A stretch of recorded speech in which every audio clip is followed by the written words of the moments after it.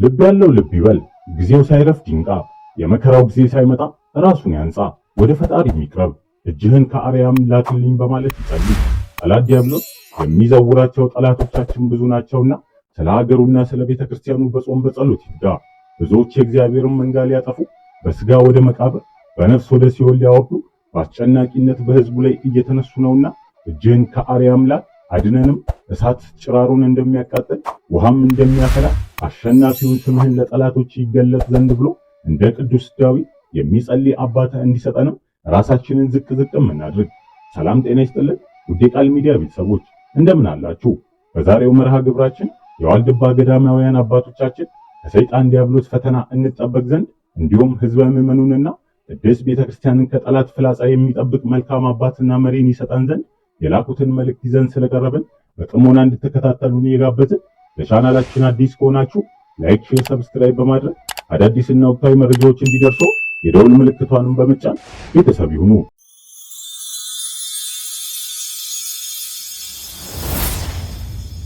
አሁን ቄሱን ዳኛ አድርጋችሁ ለእግዚአብሔር ነው የምትናዘዙት። እርስ በርሳችሁ ማለት ካህኑ ፍጡር ነው፣ እናንተም ፍጡሮች ናችሁ ማለት ነው። ገባችሁ? እርስ በርሳችሁ አይ እኔ ለሰው አልናገርም እኔ ለእግዚአብሔር ነው የምነግረው የሚሉ አንዳንዶች አሉ። ለእግዚአብሔር የምትነግሩት በካህኑ አማካኝነት ነው።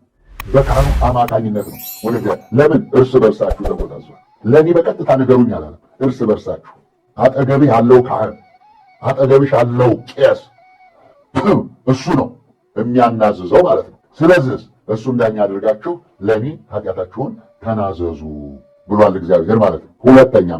ሁለተኛው እንዴት እንናዘዝ ለሚለው መጽሐፈ ነህምያ ምዕራፍ 9 ቁጥር 2 መጽሐፈ ነህምያ ምዕራፍ 9 ቁጥር 2 ላይ እንዲህ ይላል፣ በመጽሐፍ እያነበቡ ኃጢአታቸውን ለእግዚአብሔር ይናገሩ ነበር ይላል። አባቶቻችን ሕግ ሰርተው አስቀምጠው እዚህ መጽሐፍ ላይ የተቀመጠው መጽሐፉን እያነበቡ ኃጢአታቸውን ለእግዚአብሔር ይናገሩ ነበር ማለት ቄሱ ዳኛ ነው፣ ምስክር ነው። መናዘዛችሁን ሰምቷል፣ መናዘዛችሁን አይቷል። እግዚአብሔር ይፍታ ይላችኋል። ነገር ግን የእያንዳንዳችሁ ኃጢአት ምን እንደሆነ አያውቅ። ደግሞ ማንም ካህን፣ ማንም መነኩሴ፣ ማንም ጳጳስ፣ ማንም ይሁን ለአንድ ካህን ሄደህ ይህን ሰርቻለሁ ብለህ ተናገር የሚል ማንም የለም። በመጽሐፍ ቅዱስም በገልበድሳንም አታገኙ። መረጃ የሌላችሁ ሰርቄያለሁ፣ ወርቄያለሁ፣ ገድያለሁ፣ ዘሙቻለሁ እንደዚህ በልና ለካህኑ ንገረው የሚል የለም። እንደዚህ ካደረጋችሁ ለፍጡር ነው እየተናገራችሁ ያላችሁ፣ ለፈጣሪ አይደለም፣ ለእግዚአብሔር አይደለም። ለእግዚአብሔር አልተናዘዛችሁም። ኃጢአታችሁን መስማት ያለበት፣ መሸከም ያለበት፣ ማየት ያለበት እግዚአብሔር ብቻ ነው። ደዌያችንን ተሸከመ ይላል። አያችሁ፣ ደዌያችንን ተሸከመ። ትንቢተ ኢሳይያስ ምዕራፍ 53 ቁጥር 4 ደዌያችንን ተሸከመ። ዝቅ በሉና አዩት። ቁጥር 11 ላይ ጻድቅ የብዙ ሰዎችን ኃጢአት ይሸከማል ይላል። ጻድቅ የብዙ ሰዎችን ኃጢአት ይሸከማል። ኃጢአቱን ስትሰራ ላየህ፣ ስትሰራ ላዳመጠ፣ ጨለማ ለብሰህ መጋረጃ ጋርደህ በጨለማ በድብቅ ስትሰራው የነበረውን ኃጢአት ያያል እግዚአብሔር። ያንን የሚሸከሙ እግዚአብሔር ነው። ለካህኑ ሂድና አሳይ ነው፣ ካህኑን ምስክር አድርግ ነው የተባልከው እንጂ ይህንን ሰርቼዋለሁ ይህን ብለህ ሄደህ አሰናክል ተብለህ አልተላክሽም። የለም መጽሐፍም የለም። አንቱ በዚህ መጽሐፍ በሉና ጥቀሱና አስረዱ። ካለ ይህንን ሕግ የሚያስረዳኝ የሚነግረኝ እፈልጋለሁ። የለም። ዝም ብሎ በጥራዝ ነጠብ ይቻላል፣ በጉልበት ይቻላል፣ በስድብ ይቻላል፣ በግዴለሽነት ይቻላል። በመረጃ ግን የለም። ሌላው ደግሞ ነገ ተመልሳችሁ ለመናገር ራሳችሁ ታፍራላችሁ። ለቅዱስ ጴጥሮስ ያለው በቀን 77 ጊዜ ነው። እናንተ 2-3 ጊዜ የሰራችሁትን ኃጢአት ለካህኑ ለመናገር ታፍራላችሁ፣ ትፈራላችሁ፣ ይታዘበናል ትላላችሁ። እናንተም ፍጡር ናችሁ፣ እሱም ፍጡር ነው። ታዲያ በምን እንናዘዝ? ይኸው በመጽሐፍ እያነበቡ ኃጢአታቸውን ይናገሩ። የግሩፕ ጸሎት፣ የግሩፕ ኑዛዜ የለም። አዎ የለም፣ የግሩፕ የለም። የግሩፕ ማለት እዚህ ጋር 10 ሰው ወይም 20 ሰው ተሰብስቦ ያንዱን አንዱ እየሰማ ኃጢአቱን መናዘዝ ክልክል ነው። ገብታችኋል? ግሩፕ ማለት በግሩፕ ኑዛዜ ማለት እዚህ ጋር አንድ ካህን ፊት 10 ሰዎች ቢሰበሰቡ 10ሩ ሰዎች የእያንዳንዳቸውን ኃጢአት እየሰሙ በግሩፕ መናዘዝ ክልክል ነው።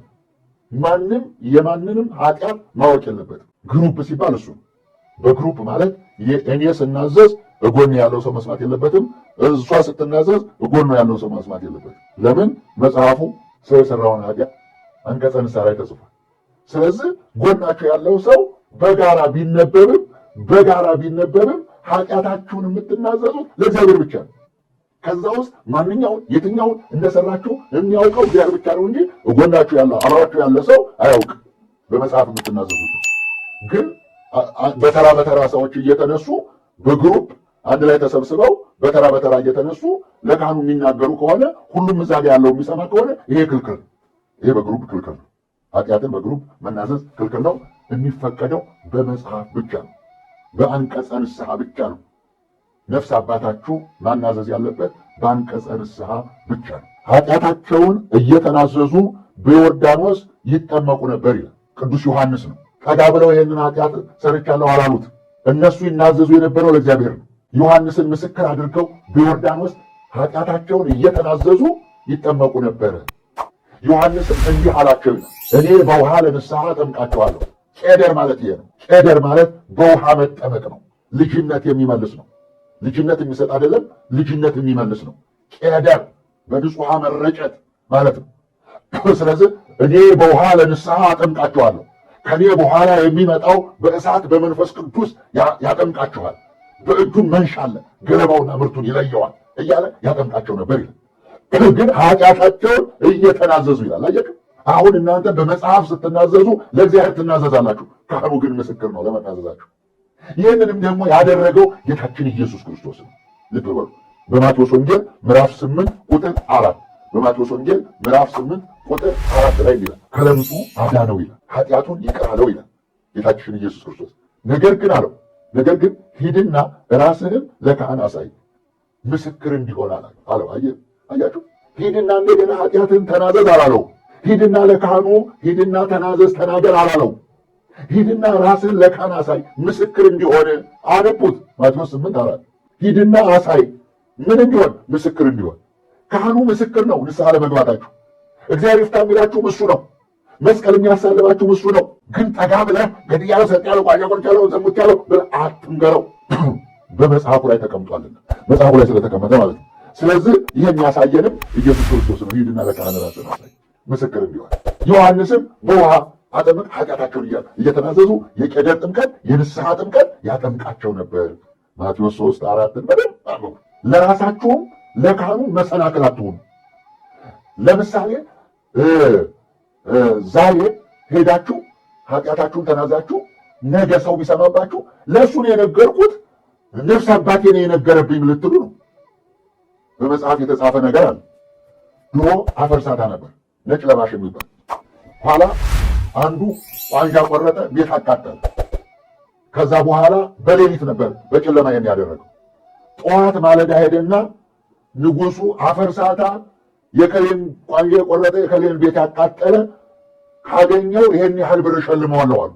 ንጉሱ ይሄን ያህል ብር እሸልመዋለሁ ሲሉ በማለዳ ሄደና ቄሱ የከሌን ቋንጃ የቆረጠውን ቤት ያቃጠለውን አውቀዋለሁ አለ። እሺ አዎ አውቀዋለሁ። ከዛ ነጭ ለባሽ ሄዶ ሰውየውን ያዘው። ሁለቱም በንጉሱ ፊት ቀረቡ። በንጉሱ ቤት ሲቀርቡ አንተ እንዴት አወቅ አሉት ቄሱ። አይ ቋንጃ ቆርጫለሁ የከሌን ቤት አቃጥያለሁ ብሎ ነገረኝ፣ ንስሐ ሲገባ ነገረኝ አለ። አንተስ አድርገዋል? አዎ ቋንጃ ቆርጫለሁ ቤት አቃጥያለሁ፣ ግን ከእግዚአብሔር አስታርቁኝ ብዬ ሄጄ ለነፍስ አባቴ ተናገርኩ አላቸው ለንጉሱ። እና ከንጉስ ነግረህ አጣላይ ነው ያለ ወይስ ከእግዚአብሔር አስታርቀኝ ነው ያለ አሉት። አይ እሱማ ከእግዚአብሔር አስታርቀኝ ንስሐ ስጠኝ ብሎ ንስሐ ነው የሰጠሁት። በሉ እንግዲህ ይህ ሰውዬ ቋንጃ የቆረጠው ቤት ያቃጠለው በነፃ አሰናብተነዋል። ቄሱን ግን 40 ጅራፍ እንዲገረፍ እሱን ይሸለም ነበር ይሄድ ያንን የቆረጠው ያቃጠለው እንትን ብሎ ተናግሮ ንጉሱ እንዲሸልሙት ነበር ይሄድ 40 ጅራፍ ቄሱ እንዲገረፍ። ያ ቤት ያቃጠለው ሰውዬ የሚፈረድበትን ፍርድ ያክል እስር ቤት እንዲገባ 40 ተደርጎ እስር ቤት እንዲገባ ፈረዱበት ይላል ታሪክ ይነግራል። ነገ ይወጣብኝ የሆነ ሚስጥር ሰው ነውና ደካማ ነውና ይወጣብኝ እያለ እየተጠራጠረ ይሄዳል። ቄሱ ደግሞ በነገም ሲሰማ ደግሞ አዎ እየናቃችሁ ይሄዳል። ትዕቢት ያድርበታል። ትናንትና እንዲያለች ተነገወዲያ እንዲያለች እያለ በቃ አሰናከላችሁት ማለት ነው። ግድ ፈተና ይመጣል። ለሚያመጣው ወዮለት። ስሙን የምን ቸገር ህግ ነው የምነግራቸው።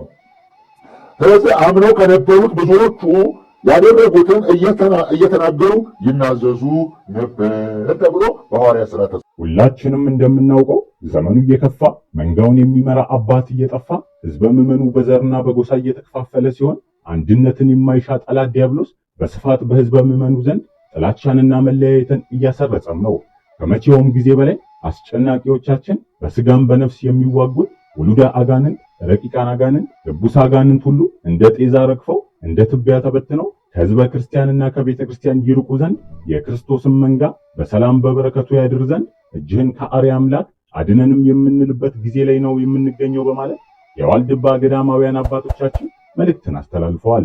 እጅህን ከአርያ አምላክ አድነንም በማለት ከነቢያት አንዱ የሆነው እግዚአብሔር የሚወደው እንደ ልቤ ብሎ የተናገረለት ታላቁ ንጉሥ የቃል ኪዳን አባት የሆነው ቅዱስ ዳዊት ይህንን ኃይለ ቃል በመዝሙር 133 ከቁጥር 7 ጽፏል። ታዲያን ገዳማውያኑ ይህንን ቃል በዚህ ወቅት አብዝተው እየሰበኩ ሲሆን ነቢዩ ዳዊትና ሌሎች ነቢያት ውረድ ተወለድ አድነን እያሉ የተናገሩት ትንቢት፣ የጸለዩት ጸሎት፣ የቆጠሩት ሱባዔ፣ ያስተማሩት ትምህርት፣ የሰጡት ተስፋ አብዝቶ የሚነገርበትና የሚሰበክበት ዘመን ስለሆነ ነው። ነቢያቱ በአንድም ትምህርት፣ አንድም በትንቢት፣ አንድም በጸሎት፣ አንድም በጾም ተወስነውና ጸንተው ሕዝቡን ሲያጸኑ ሲያጽናኑ ነገረ ምጽአቱን እየዘከሩ ይተጉ የነበረበት ወቅት የሚታሰብበት ዘመንም ነው። ቅዱስ ዳዊት እጅህን ከላይ ከአርያ አምላክ ያለው እግዚአብሔር አብ አንድያ ልጁን እግዚአብሔር ወልድን ከሰማይ ሰማያት ከአርያም ዙፋን ወደ ዓለም ይልቀው ዘንድ ልጁን ክርስቶስን በአባቱ ፍቃድ በራሱን ፍቃድ በመንፈስ ቅዱስን ፍቃድ ወደዚህ ዓለም መጥቶ ከመከራ ሥጋ ከመከራ ነፍስ ያድነን ዘንድም አንድም ስለ ራሱ አንድም የአዳምን ጩኸት የአዳምንና የዘሩን ሁሉ ጥያቄና ልመና ያቀረበበትም ቃል ነው።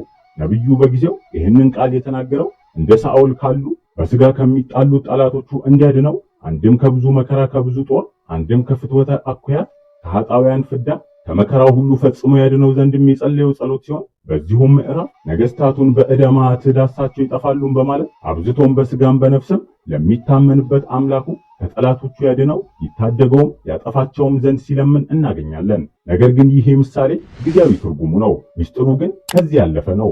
ቅዱስ ዳዊት ነቢይ ነውና የሕዝቡን ጩኸት ልመናና ጸሎት ነው የተናገረው። በአዳም አባታችን ምክንያት ወደዚህ ዓለም የገባ ሞት ዓለሙን ሁሉ ገዝቶ ነበርና ስለኛም ጭምር ነው የተናገረው። ሥጋዊ ፍጥረትም ሁሉ ምግባሩን፣ ትሩፋቱን፣ ጽድቁና እምነቱ ሁሉ ግምት ውስጥ ሳይገባ በሥጋ ወደ መቃብር በነፍስ ወደ ሲኦል የሚወርድበት እኩያት ፍትወታት፣ እኩያት አጋንንት በሰው ልጅ ላይ ሁሉ የሰለጠኑበት የመከራው ዘመን የሐዘን የለቅሶ ዘመንና የዘመነ ፍዳ መከራ የዘመነ ኩነኔ ጊዜ ስለነበረ ነው። ስለዚህም ለአዳም የተገባው ቃል ኪዳን ይፈጸም ዘንድ እግዚአብሔር አብ አንድያ ልጁን ይልክ ዘንድ እግዚአብሔር ወልድም በአባቱ ፍቃድ ይወርድ ዘንድ ይወለድም ዘንድ የሰጠውን የተስፋ ቃሉን ይፈጽም ዘንድ ከጠላት ዲያብሎስና ከክፉ አጋንንት ይታደጋቸውም ዘንድ በትጋት ይጸልይ ነበረ።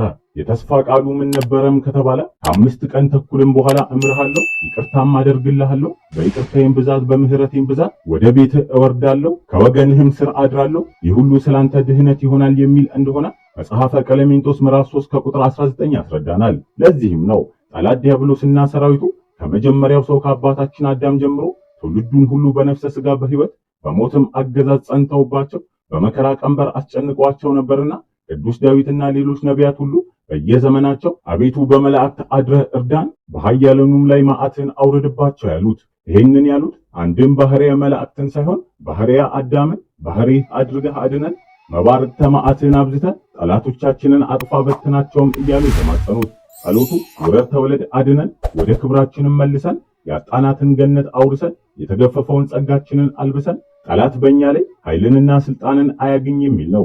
ይህ ሁሉ ጸሎት ክርስቶስ ወደዚህ ዓለም እንዲመጣ የሲኦል አበጋዞች አጋንንትን ሁሉ ድል እንዲነሳቸው፣ ስልጣናቸውን እንዲሽር፣ ከዙፋናቸውም እንዲያወርዳቸው፣ ከክብር እንዲያሳንሳቸው፣ እንዲበትናቸው፣ ነፍሳትን ነፃ እንዲያወጣ፣ የሰው ልጅ ሁሉ ወደ ቀደመ ሰላሙ እንዲመለስና የመከራ ዘመን እንዲያበቃ የሚያሳስብ ነበር። ስለዚህም ነገር ነቢዩ ኢሳይያስን በትንቢተ ኢሳይያስ ምዕራፍ 64 ከቁጥር 1 ሰማዮችን ቀደም ነው ብትወርድ ተራሮችንም ነው ቢናወጡ እሳትም ጭራሮን እንደሚያቃጥል ውሃንም እንደሚያፈላ ስምህ ለጠላቶች ይገለጥ ዘንድ ይላል። ነቢዩ ዳዊትም ነቢዩ ኢሳይያስም ሆነ ሌሎች ነቢያት ሁሉ እረኞች ናቸው። የሕዝቡ ባላደራ ናቸው። ስለ ራሳቸውም ብቻ ሳይሆን ስለ ሕዝቡም ስለ መንጋውም ይጨነቃሉ፣ ያዝናሉ። ዘወትር እግዚአብሔር አብን እጅህን ላክልን፣ ክንድህን ላክልን ይሉታል። እግዚአብሔር ወልድን ና ውረድ፣ ተወለድ፣ አድነን፣ ሰማዮችን ቀደህ ውረድ ተራራ የተባሉትን ክፋታቸውን፣ ተንኮላቸውን፣ እንደ ተራራ የሆኑ ኩራታቸውን፣ ትዕቢታቸውን ከተራራ የገዘፉ አጋንንት ይናወጡ ዘንድ ስምህን ለጠላቶች ይገለጥ ዘንድ እያሉ ያለ እረፍትም ይጸልዩ ያሳስቡም ነበር። እነዚህ አባቶች የራሳቸውን ሕይወት ብቻም ሳይሆን የተሾሙለትን የተላኩበትን ሕዝብም ያሳስባቸውና ያስጨንቃቸው ነበር። ሕዝቡ ተስፋ እንዳይቆርጥ እግዚአብሔር ትቶናል፣ አይወርድም፣ አይወለድም፣ አያድነንም፣ ከሲኦል እሳትና ከዲያብሎስ ግዛትም ልንወጣ አንችልም፣ በመቃብር ፈርሰን በሲኦል በስብሰን መቅረታችን ነው ብለው ተስፋ እንዳይቆርጡ አብዝተው ይጨነቁና ይጸልዩ ነበር። ቅዱስ ዳዊትም እጅህን ከአርያ አምላክ አድነን እያለ ስለ ራሱም ስለ ሕዝቡም አብዝቶ መጸለይ፣ መለመን፣ መማፀን ይገባው ነበርና ይህንንም እያደረገ በጸሎት ይተጋ ነበር። ምክንያቱም በሕዝቡ ላይ የተሾመ ነቢይ፣ መምህር፣ ንጉሥና አጽናኝ አባት በመሆኑ ነው። ራሱም በሕዝቡ ላይ በሥጋ በነፍስም ከሚያስጨንቅ ጠላት ሊያድናቸው የታመነ አምላክ ነውና አብዝቶም ወደ ፈጣሪው ይለምን ነበር። ዛሬም በሕዝቡ ላይና በመንጋው ላይ እረኛ፣ አባትና መምህር ሆኖ የተሾሙ እረኞችና ጠባቂዎች ሁሉ ጳጳሳት፣ ካህናት ዘወትር ስለ ራሳቸውና ስለ መንጋው እጅህን ከአርያ አምላክ አድነንም በማለት ለጸሎት የሚተጉበት ሰዓት ነው። ምክንያቱም በከንቱ የሚጠሉኝ ከራሴ ጠጉር ይልቅ በዙ፣ በአመፅም የሚያሳድዱኝ ጠላቶቼ የበረቱ፣ በዚያን ጊዜ ያልቀማሁትን መለስኩ እንዳለ ቅዱስ ዳዊት በእግዚአብሔር ሕዝብ ላይ እንደ ራስ ጠጉር የበዙ፣ ለጥላቻቸው ምክንያት የሌላቸው፣ በከንቱ ጥላቻ ሰክረው የተነሱ፣ ያልበላነውን ያልወሰድነውን የሚያስመልሱ፣ የሚያስከፍሉን ብዙዎች፣ ለነፍስም ለስጋም አደጋ የሆኑ ሰዎችና ጠላት ዲያብሎስ መከራን የሚያበዙበት ወቅትም ስለሆነ ነው። አሁን የእግዚአብሔር መንጋን ሊያጠፉ በስጋም ወደ መቃብር በነፍስም ወደ ሲኦል ሊያወርዱ በአስጨናቂነት በሕዝቡ ላይ የተነሱ ብዙዎች በመሆናቸው እጅህን ከአርያ አምላክ አድነንም፣ እሳት ጭራሮን እንደሚያቃጥል ውሃም እንደሚያፈላ አሸናፊው ስምህ ለጠላቶች ይገለጥ ብሎ የሚጸልይ አባት የሚያስፈልግበት ወቅትና ዘመን ላይ ነውና የምንገኘው። እንደ ቀደመው አባቶቻችን ለሀገራቸውና ለቤተ ክርስቲያናቸው እንዲሁም ለሚመሩት ምዕመን ግድ የሚሰጣቸውና በጸሎት ወደ አምላካቸው የሚተጉ አባቶችን ያበዛልን ዘንድ እኛም ዕለት ዕለት እንጹም እንጸልይ እያልን መርሃ ግብራችንን በዚሁ አበቃን። አምላካችን እግዚአብሔር ለሀገራችንና ለቤተ ክርስቲያናችን ሰላም አንድነትን ይስጥ። ወስብሐት ለእግዚአብሔር ወለወላዲቱ ድንግል ወለመስቀሉ ክቡር። ይቆየን። ቃል ሚዲያ